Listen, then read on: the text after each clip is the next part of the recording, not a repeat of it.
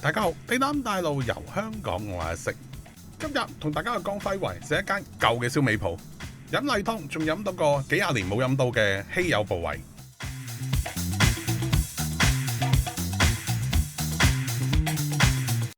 江輝圍有一檔1蚊1粒嘅煎釀三寶，咁我去咗2次都係冇開嘅，但係意外發現咗一間舊嘅燒味鋪。先同大家講講江輝圍喺邊。葵興地鐵站一出，穿過葵興村，大概行15分鐘到就去到江輝圍。上次拍完片，有地膽就推薦食呢間大光明，係依區嘅老鋪。咁呢位地膽都知我好中意揾啲舊鋪去試下，咁亦都係我呢個 channel 嘅特色啊！下一集我會再同大家試下呢間又係好有歷史嘅車仔麵，仲有特別部位食。邊堆啊？牛眼。但係今集都唔嘢少，飲例湯飲到個幾廿年冇飲過嘅稀有部位。食飯前先欣賞下呢啲舊燒味鋪嘅裝修特色。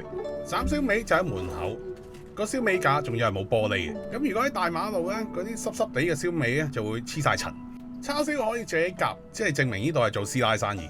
因為師奶最中意揀嘢，入到去坐低就倒杯茶飲先。啲茶就通常係凍茶嚟嘅，仲要係黑蚊蚊好濃。有啲人淨係用嚟擦筷子同埋洗匙羹嘅啫，就因為怕污糟，咁我唔驚污糟，我就會照飲嘅，因為我更污糟嘅嘢我都見過。餐廳就擺滿晒雜物，凌亂中有少少整齊。呢種整齊係因為記錄咗店長點樣用呢個餐廳。呢個擺酒嘅櫃呢，我好耐冇見過，可能係呢度獨有噶啦。神樓亦都係舊式燒臘鋪必有嘅，一善用空間通常會擺喺較高嘅位置。但係如果供奉地主就唔會咁做啦，牆上邊就黏晒菜式同埋價錢，碟頭雙皮鮮米飯38蚊啫。我會等過嚟㗎，肥叉油雞飯。呢度嘅肥叉望落去其實唔係好肥，咁先試下佢個飯先。飯嘅份量就唔係好多，不過對我嚟講係夠飽嘅。豉油亦都俾得好少，咁先試嚿肥叉。雖然望落去唔係好肥，但係食落去又幾好味。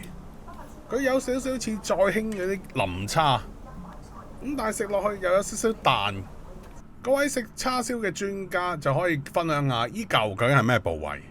上次喺柴灣新桂香阿 CY 咧就教我食叉燒咧就唔係話去邊間食，係你揀咩部位啱你自己食。因為瘦叉咧都有人中意食嘅。而新桂香有啲超肥叉呢，佢就話我食唔掂，因為成嚿叉燒都係肥膏嚟㗎啦，冇肉嘅。但係又有啲客好中意食，所以佢哋都會整。咁另外去呢啲舊式燒味鋪咧，通常送例湯，因為燒味飯冇汁，就係得豉油或者葱蓉啦。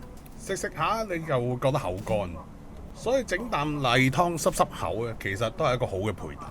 當然而家嗰啲新派燒臘鋪就會收你錢，叫杯凍檸茶或者凍奶茶啦。但係舊式燒味鋪唔使講嘅，個例湯一定係餸。咁啊，試下呢度嘅油雞啦，咁就冇乜顏色，就似屋企味道，豉油味偏甜。不過今日食到依嚿就雞胸部位就非常之鞋，咁我啲牙唔好咧，就基本上食唔到噶啦。燒味豉油汁就一般啦，冇乜特別。飯就係軟飯，唔係硬飯，所以呢碗叉燒飯咧，我就覺得個叉燒咧就薑葱蓉就比較偏鹹，但係間都差唔多噶啦，因為佢冇乜俾豉油咧，攞呢個薑葱蓉送飯咧就啱。咁呢集嘅主角就係呢碗例湯，一匹落去你見到好清，咁就應該屬於味精派啊。因為好多燒味鋪咧，其實好多嗰啲燒豬骨啊，咁你抌啲冬瓜或者抌啲蓮藕落去煲一煲咧，其實嗰碗例湯已經好好味。同埋你見到呢嚿煲湯嘅豬骨好似有啲肉咧，其實攆一攆都幾正。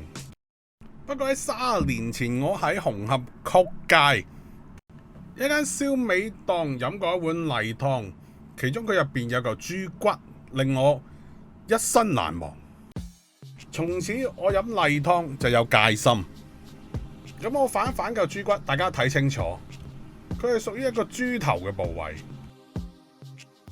zoom 近高清俾大家睇，咁呢幾隻咧就應該係豬嘅大牙。其實我唔介意係大牙，不過我介意係豬牙。大家去燒味鋪有冇試過飲過呢個部位啊？我就要等到事隔30年先重遇呢個部位。另外呢度嘅筷子亦都係舊燒臘鋪先有，係充滿歷史感。因為呢啲筷子上面有刻名，但係個名又唔係燒臘鋪個名。呢間鳳凰樓海鮮酒家，住喺江輝圍嘅地膽就可以留言。佢係依區一間執咗笠嘅酒樓，而家已經變咗老人院。而呢雙筷子可以繼續被使用，延續佢嘅生命，可以話係一種行為藝術。做翻個小總結，今時今日38蚊食到個雙拼燒味飯，堂食，仲有例湯餸，我覺得係冇得投訴。尤其是有叉燒，最衰我係住得遠，唔係我會成日嚟食，我覺得係值得推介。因為佢唔係嗰啲染到紅晒嗰隻啦，然後係有啲豬肉味。中意呢個 channel 同大家捐窿捐罅，發掘各區獨有嘅味道，記得 like、share 同埋 subscribe 呢個 channel。呢條片係講咁多，拜拜。